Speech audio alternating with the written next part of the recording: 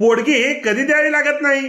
नमस्कार, मी आपला वकील मित्र विशाल गावडे. चला तर मग कायद्याचं म्हणजे तुमच्या फायद्याचं बोलूया. पत्नी 1.5 वर्ष झाले पतीला व मुलांना सोडून गेले आहे. मुलांचा सांभाळ पती हेच करीत आहेत.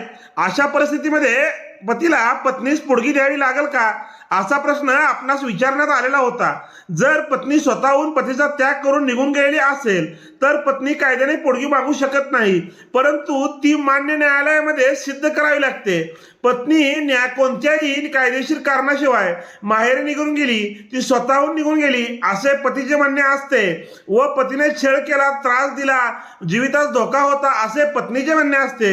दोन्ही पक्षकार हे माननीय न्यायालयामध्ये आपापली पुरावे सादर करतात. त्यावरून मान्य न्यायालय हे निर्णय देत असतात.